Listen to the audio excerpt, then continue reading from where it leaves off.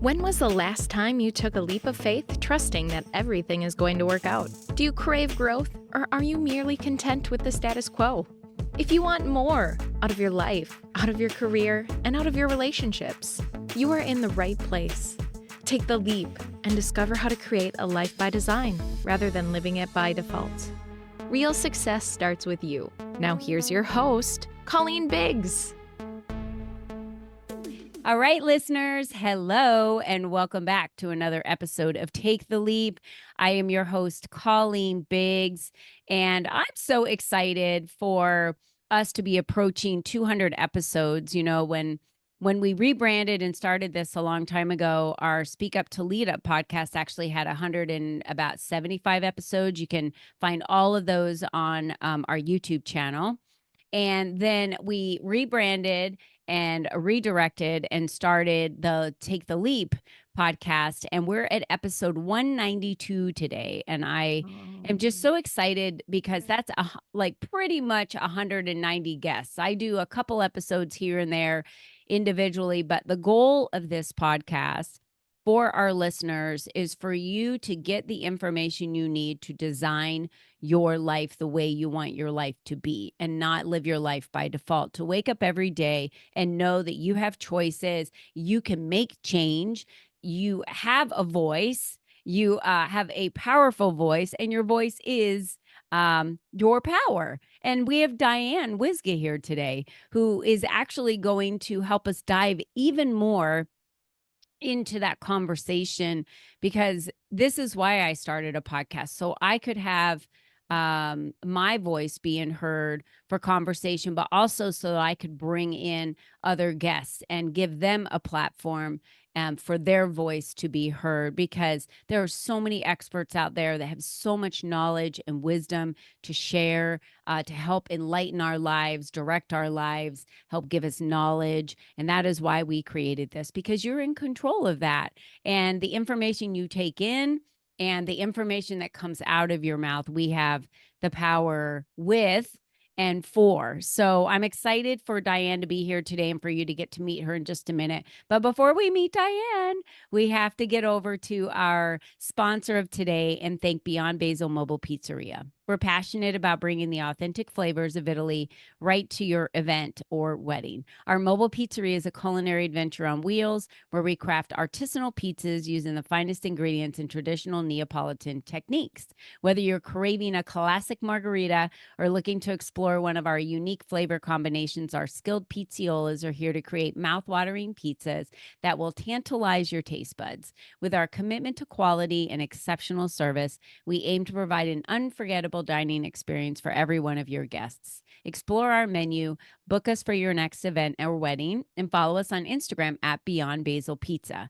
Get ready to embark on a pizza journey like no other with Beyond Basil Mobile Pizzeria. You can view our menu and contact us at beyondbasilmobilepizzeria.com. That's a mouthful right there. Well, Diane is here, and I'm very excited to invite her in as a guest and an expert to share all about how our voice is our power, the power of the voice, and we're going to dive into that.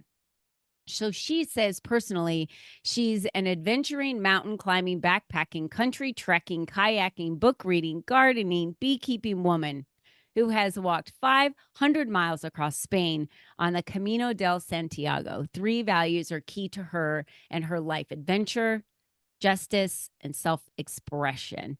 She says, professionally, I'm a nurse, attorney, a turned litigation consultant, turned story guide.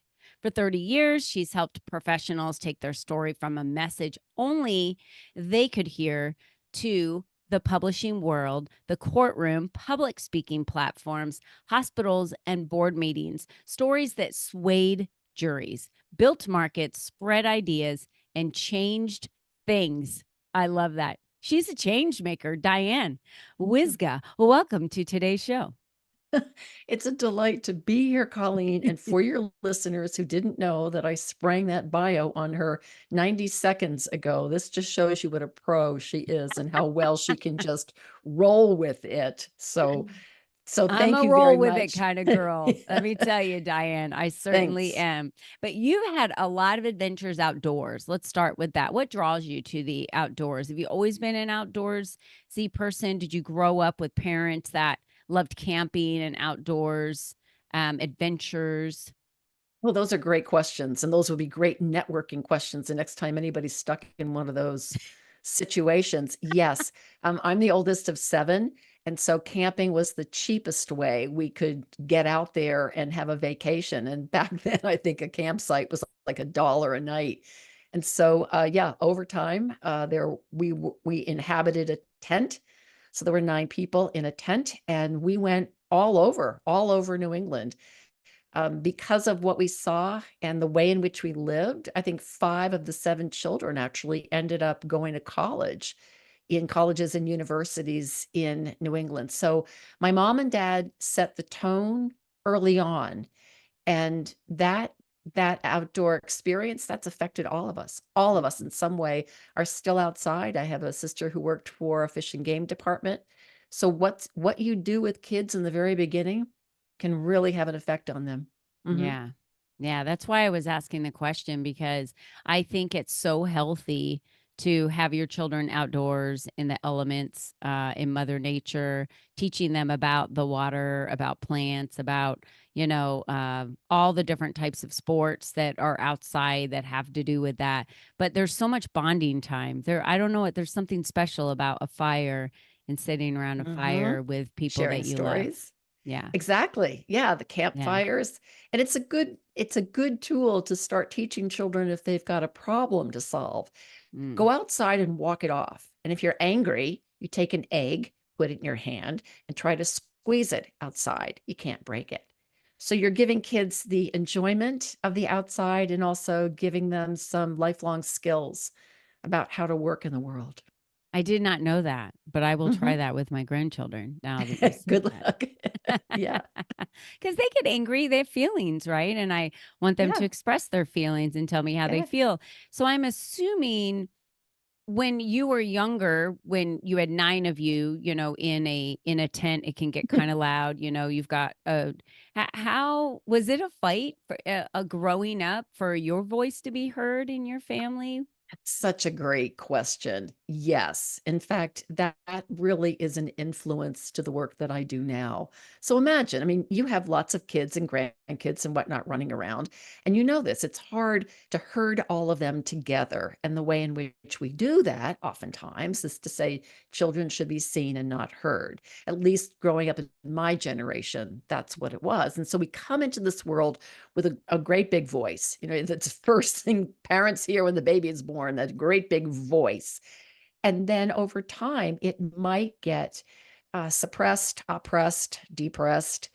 And we spend a lot of our time living that way with a quiet voice or maybe no voice at all until, if we're lucky, we realize, whoa, somebody sold us a really bad deal here. This is a bad deal of goods and I have a voice. Now, how do I use it? How do I express it? Who's going to listen to me? How can I say what I mean and mean what I say? So, yeah, and I think women in particular suffer from that sense of, wait a minute, I've got something to say, but how do I do it? How Mhm. do I get my words out? How do I share my ideas? How do I make sure that I'm seen and heard and understood and listened to?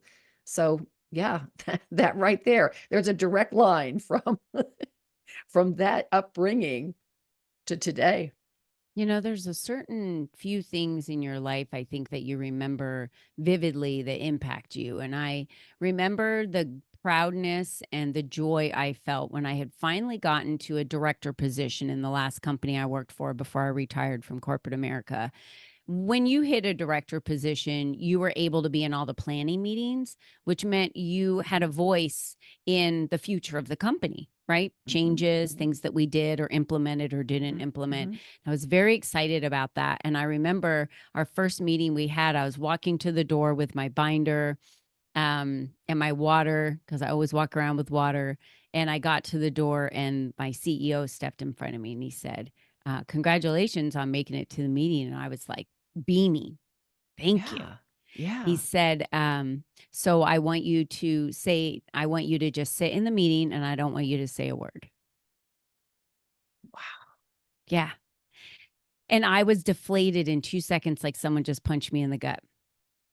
Today's Colleen would have looked at that person and said, okay, well, then I'm going to dismiss myself from the meeting because there's no need for me to walk into the door because I do have something to say.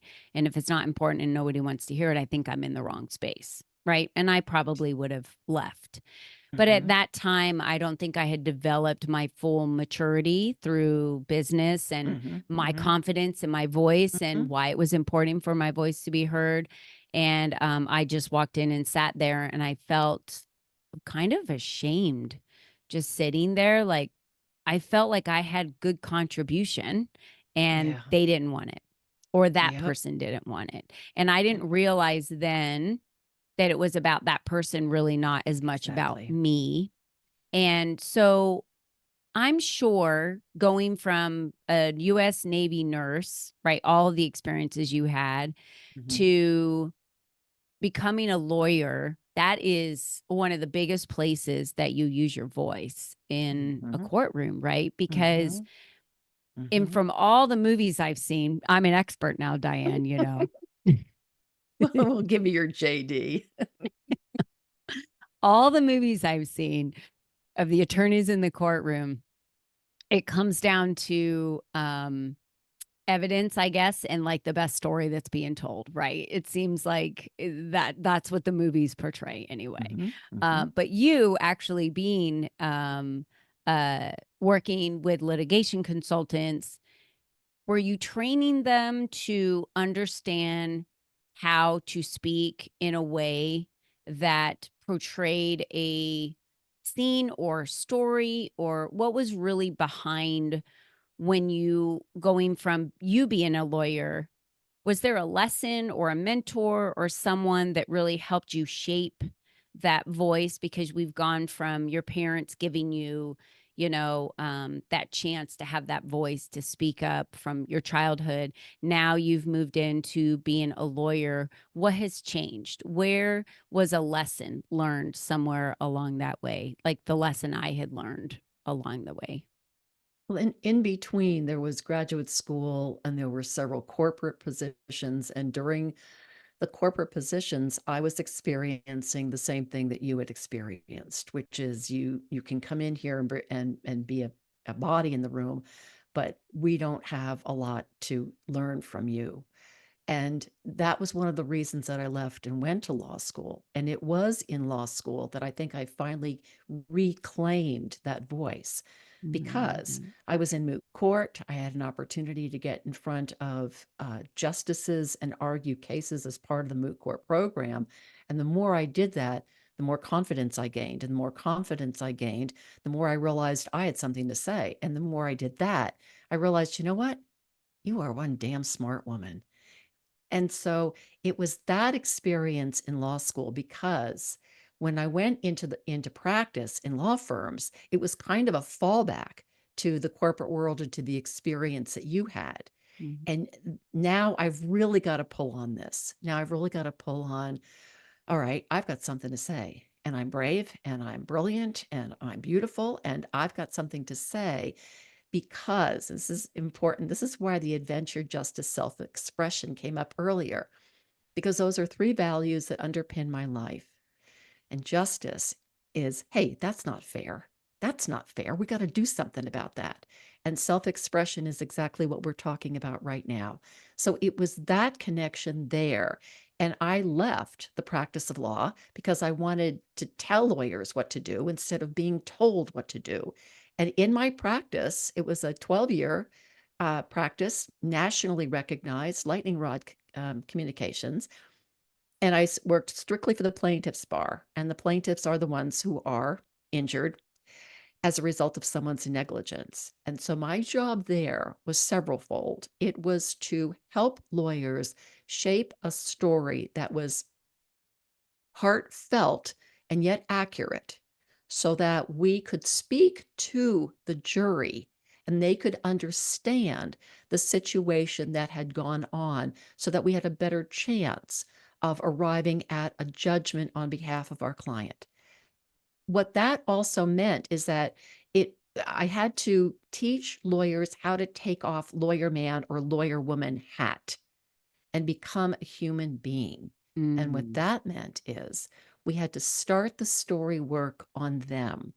And for those of you who have followed me, and you've probably seen this yourself, Colleen, I talk about the archaeological dig all the time. And that term came from one of my clients over 20 years ago.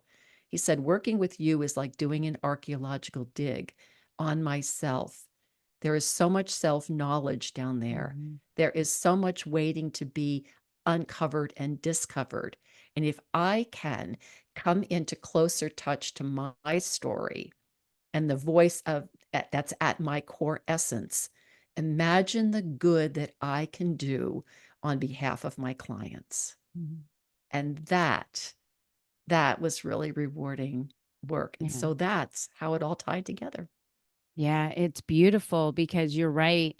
The years of self-development that I've still spend getting to Mhm. know myself better, my story, my Yes. values, what my foundation is, what where I stand, then I feel that we're not swayed as easily either by false things, and we're able to stand true to who we are, and it creates our character. One of my biggest values is integrity.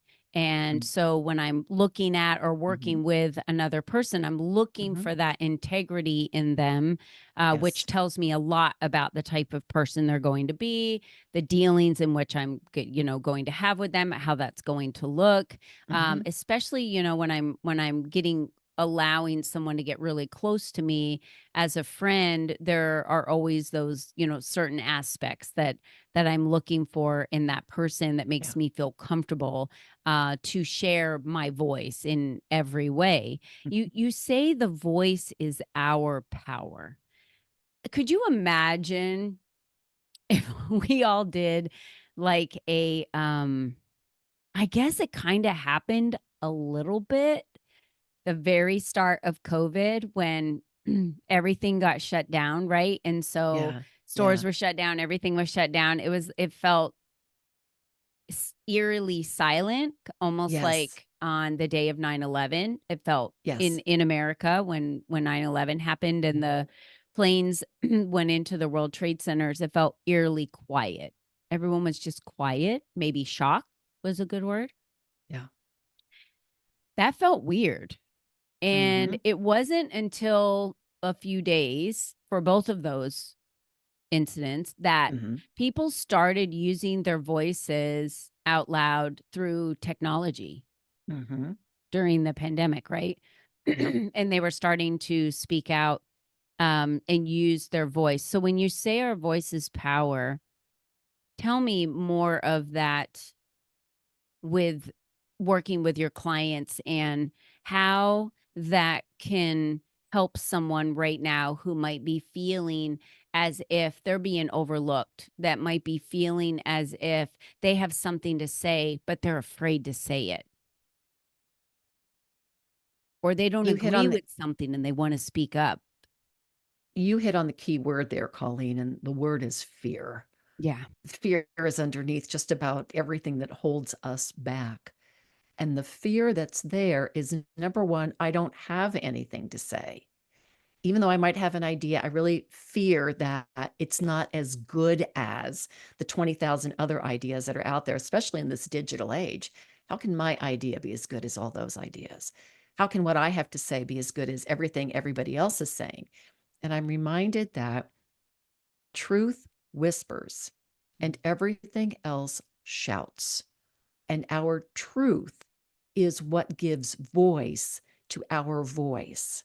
So once we've gotten in touch with the who of who we are, which comes way before our why, once we get in touch with that core essence, what our passions and talents and skills are, what our values are, you've mentioned integrity in your world, then we have a stronger foundation on which to stand. Now we can begin to say, who am I? Where have I come from? What are my accomplishments? What are my failures? Where have I leapt into the fire? And from that place, begin to work on the story that says, this is who I am. And to be able to say what you mean and mean what you say. It's a process, but it starts with that place of recognizing, you know what? I'm a scared. And it's stupid to be a scared because if I stay this way, nobody's ever going to hear the brilliance of what I've got to say. So I've got to dig deep. I've got to look at what's there in my past, in the prior civilization, in the archaeological dig. And I have to go back to that body of knowledge, that voice of that younger person, that younger girl, the one that was 7 or 9 or 11, that still knew who she was. And that is the place that our voice of power comes from. And our story is the expression of our power. And I had heard you talking with Aaron Marcus not too long ago about the importance of connection in the world. And that is what our stories do. So you and I talked before this broadcast about grandchildren, and the newest one that had been born, and you were telling me about a networking event that you had been to, and we were connecting over the stories. And we could say, "Wow, you too? I thought I was the only one." And that is what I believe you're talking about when it happened, when it came to 9/11, when it came to COVID. We were in different situations. How do we express ourselves? What can we say to another? How can we connect? And I believe way down in the bones of my bones that people are really hungry for stories. My British friends will always say, I'm gasping for tea. Like, okay, give me a Java, but okay. But to gasp for connection and story, I think is where we are. Yeah. We have had it with reality TV. We have had it with devices. You mentioned earlier about camping and the campfire and being connected around that. Yeah. I really believe that that's what people want. And those women who get on board with that are so far ahead of being able to engage and connect with and influence not only those people that are following them and their clients, but they're also able to help transform the lives of those they serve because they're there serving as a model as you are to your listeners. So again, it goes all the way back to that sense of we have a voice. God gave us a voice, or the universe, somebody gave us a voice, and it is the only voice like it in the whole entire world. And the last thing I'll say about that is our voice, our story is as singular to us as our fingerprint. Nobody has ever had what we have. Nobody will ever have what we have. So use it, just like you'd use your finger. I think it's beautiful, and you're right. We all have a unique story and upbringing and where we've been and experiences, and they help other people. They might motivate them or inspire them or uplift them, or Yes. get them to contemplate something. And I also believe that we feel uh, more powerful when we do use our voice. Because we feel more centered and sharing things with other people. I know I used to run a mastermind for 4 years in a row. I did it where we would travel 4 times a year, and women, we would just sit and mastermind in this house, and we would spend a whole day from the time we woke up till the time we went to sleep, and just spend the time all day listening to each person talk through problems, looking for solutions, work, personal, every possible scenario. And it was like their favorite time just to get away and have that moment to just focus on them and what they needed and what they needed help in, for their business or relationship, and get an outside perspective. It was really great. I was very, very lucky in my early years of storytelling to have been mentored by someone who taught that everyone knows the story they want to tell. They just need it listened out of them. So I'm a story doula that way. And exactly what you were saying, what these women received in that time together was the opportunity to be listened to. So we already know what we want to say, but how often does someone listen it out of you Yeah. so that we have that freedom of expression? And so Yeah. I can just feel, I can feel the energy of that group of women coming together to brainstorm and to sit and listen the stories out of each other, because what goes along with that is not just the listening and the solving and getting to a Mhm. resolution. Yeah. There's also witnessing. And that's what those women that you brought together were doing. They were witnessing each other's lives. So we have witnesses at weddings. There's nothing more Mhm. powerful than that. So I can really, I can just, it's like shivers, I good know. shivers. Yeah, it was my favorite time. I've really, really, Hmm. really enjoyed it, and I had to step back and from that this year because it's so much travel and we're Hmm. focusing Hmm. on some of our other businesses that we're building, and I really miss it. I really do, and I Yeah. know the women do too. It was Yeah. a very special time. So you have to tell us, Diane. We've got a lot of links for you for the Quarter Moon Story Arts, your services. There's a lot that we've got here that we can share and connect with you on LinkedIn. What is the best way for one of our listeners to connect directly with you? The very best way is through the website info, Okay. and email me info@ Quarter Moon Story Arts, right there at the bottom of the screen, .net. And the Perfect. next best way is if you're on LinkedIn, just DM me. That's easy peasy. Yeah. So we've got Diane's link on LinkedIn posted below. Just click on that. You can also see and listen to some of our episodes on Stories from Women Who Walk podcast. That's another one Thank for you. you to get involved with Diane and go to quartermoonstoryarts.net. That's another way for you to connect with her as well. So definitely Thank you. click on those links. She's offering a complimentary coaching session. That's a great way to have your voice be heard See if if there's a that's fit. something that you're looking for. Diane Hmm. said it herself Hmm. that she is a wonderful witness and a listener for that, Hmm. and an archaeological dig person for getting that story out of you. I Yeah. love that. Yeah. That was a great way that your client put that. And Thank you. Diane, you know, I know for myself, and have a confirmation how important my voice is to be heard, and it's why I do it, and it's why Hmm. I offer opportunities for other people to do that. Hmm. So I just want to thank you so much for the work that you're doing here on Earth to continue to help each person feel witnessed and understand their voice and not be afraid to use it. It's very important. Thank you. Thank you. Each one Appreciate lift one. That's the way we roll, I right? love it. I love it. Mm. And for all of you out there, she said it already beautifully. You know, you're the only you that's ever been. You're the only you that will ever be. You're unique. Like a fingerprint. You're Very good. Your unique, own like a finger. fingerprint.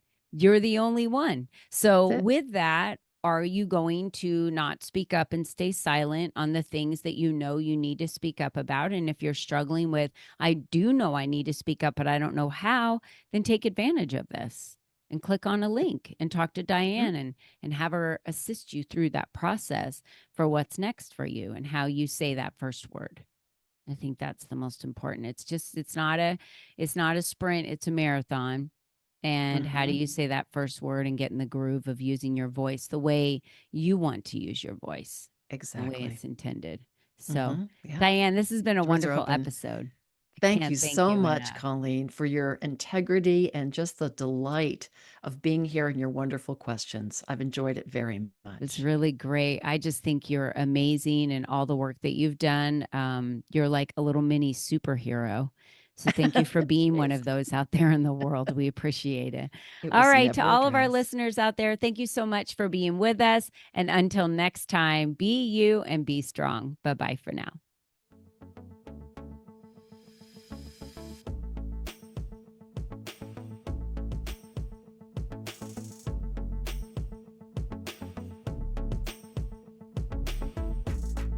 We hope you enjoyed our show today, as our guests shared their secrets on designing their life by taking the necessary leaps to expand their influence and attract the right people and clients into their lives. To start these easy steps for yourself, be sure to visit www.colleenbiggs.net/freebies to download the 7 ways to increase your exposure today.